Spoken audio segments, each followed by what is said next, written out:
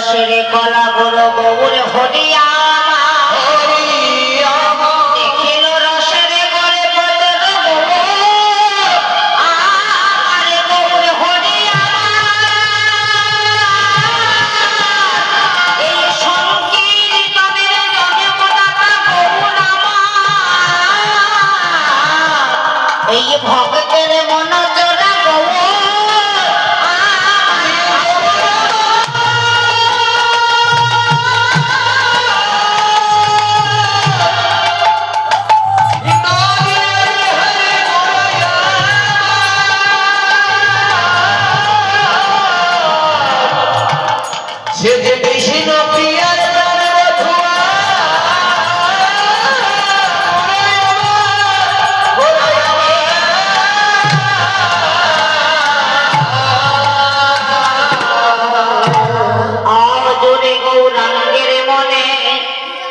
কি ভাব উঠেল আরে নদে আরে মাঝে গোরা আগে দান সে রদে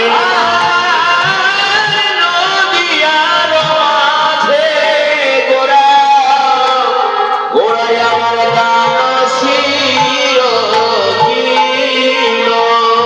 শ্রীমান মহাপ্রভু আমার সেই পুরবের ভাবে বিভাবিত হয়ে শ্রীধামের নদিয়ায় নবদ্বীপে আজ দানি হয়ে দাঁড়ালে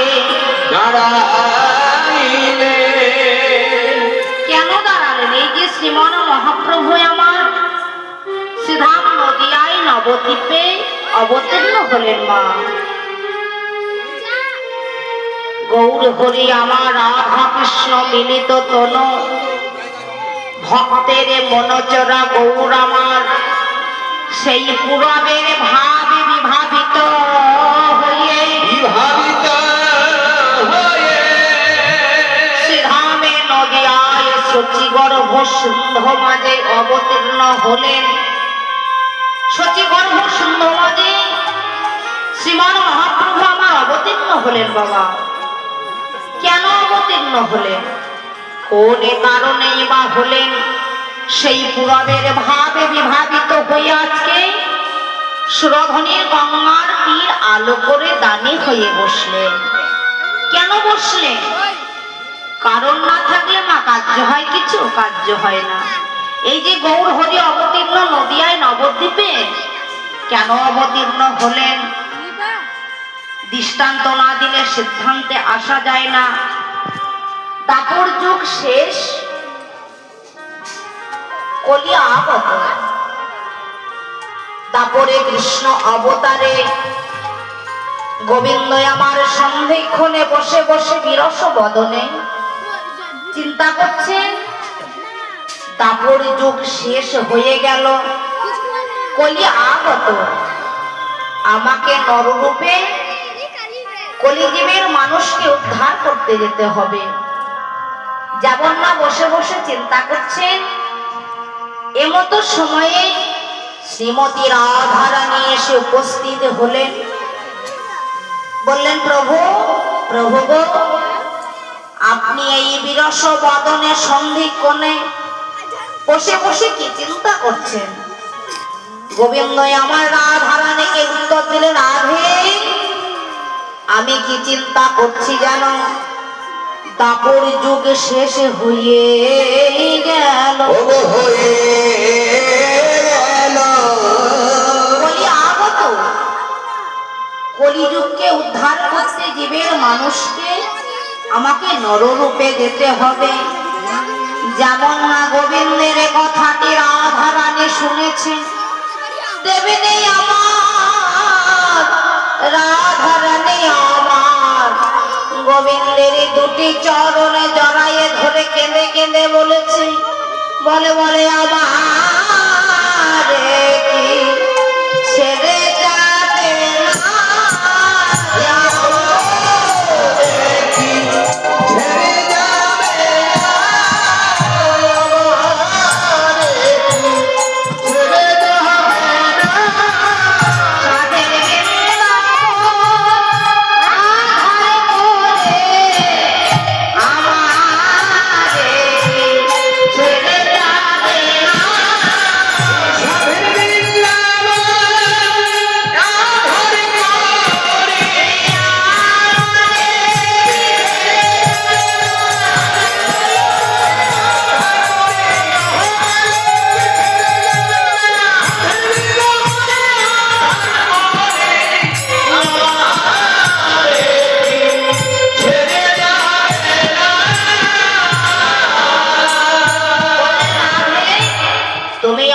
করে কেঁদো না, তুমিও যাবে সঙ্গে, আমিও যাবে।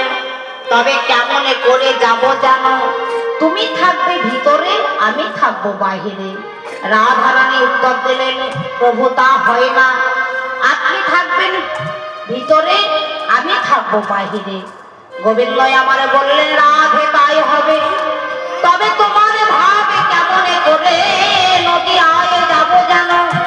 তোমার ভাবে কারণে ধরে তোমার প্রেমের গুরু করে নদী আয়ে আমি অবতীর্ণ হব।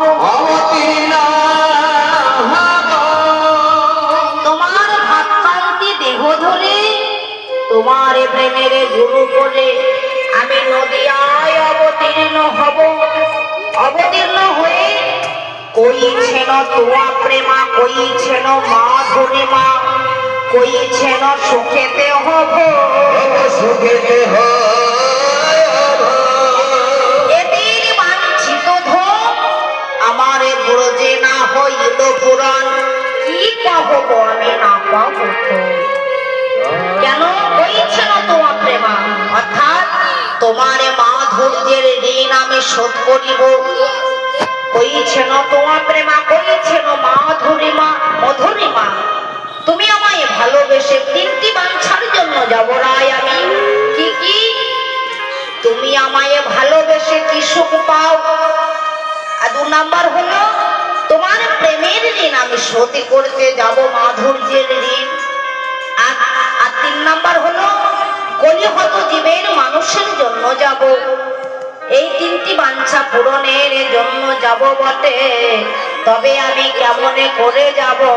বলে বলে মাথায় বানে বনামা বলে কাঁধে নেব ভিক্ষার ঝুলি, মাথায় বান বনামা বলি কাঁধে নেব ভিক্ষার ঝুলি, মাথায় বান বনামা বলি কাঁধে নেব ভিক্ষার ঝুলি।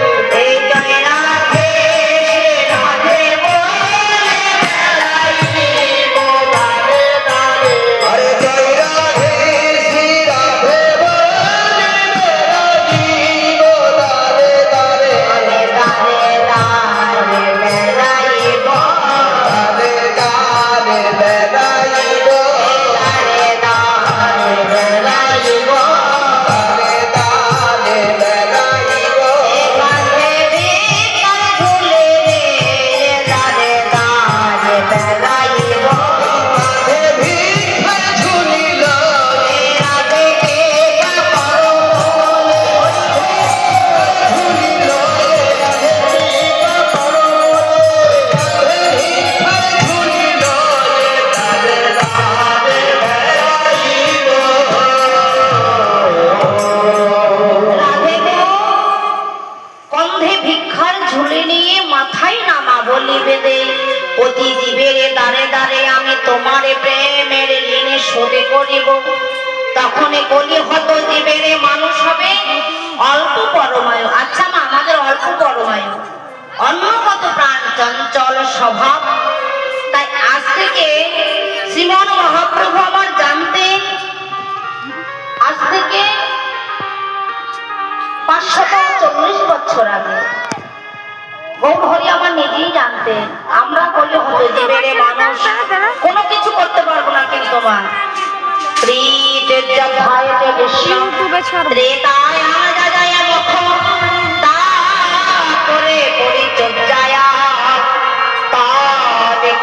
হরে নামে সংকীর্ত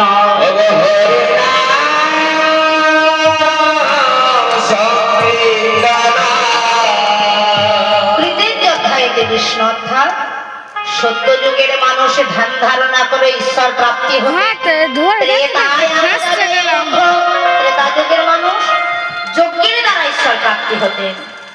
তারপরে পরিচর্যায়া অর্থাৎ পরিচর্যা সেবা করে মা ঈশ্বরকে প্রাপ্তি হতেন। তা আমরা নিজের সেবা নিয়েই তো ব্যস্ত থাকি মা গো সব সময়, তাই না? সেই জন্য একমাত্র সেবা দিতে জানতেন কে? স্বয়ং মা যশোমতী। তারপরে যখন গোপালের জন্য নবনী তৈরি করতেন, নিজ করে নবনী তৈরি করতেন, দেখতেন দুধে আঙুল দিয়ে দেখতেন নবনী যদি মোটা থাকে মোটা আমার লালনের বদলে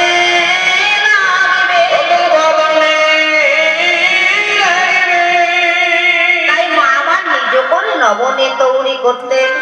তাই মা নিজ করে নবনী দাপরের সেবা। আমরা যখন মায়াবদ্ধ জীব, তাই না মা, ইষ্ট পূজায় গুরুদেবের পূজায় বসি, তখন কিন্তু যত আমাদের সংসারে জ্বালা আদর করতে আসে, তাই না বাবা? তাই গৌর হরি নিগম কল্পতরু হরের নাম এবং কেবল কল নাস্তেব্য গতিরা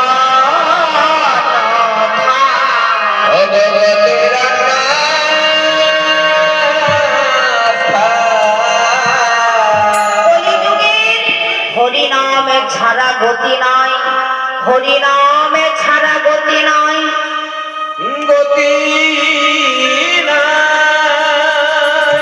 হরিনাম ছাড়া, তিনবার বললেন ছাড়া গতি নাই। তাই আমাদের সেই কলিহত যুগে জীবের মানুষ আমরা বহু বিচার করে সেই মহাপ্রভু গোলকের গোপনে ধন বলে রামানিল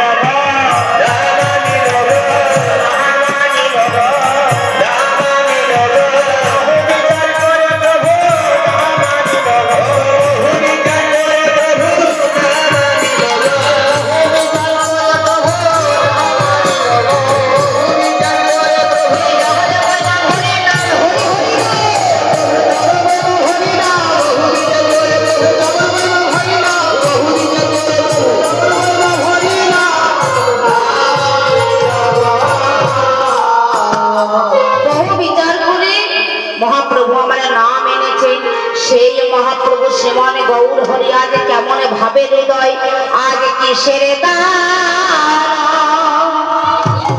চাহে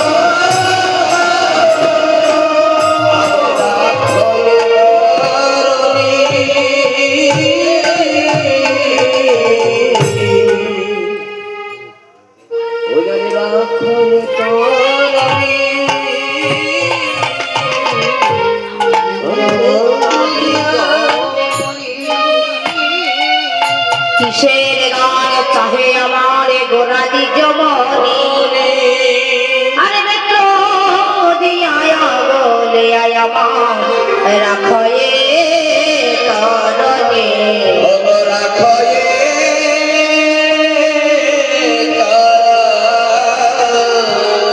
গৌর হরি আমার স্বরূপে দামোদর রায় রামানন্দকে সঙ্গে করে সুরধনের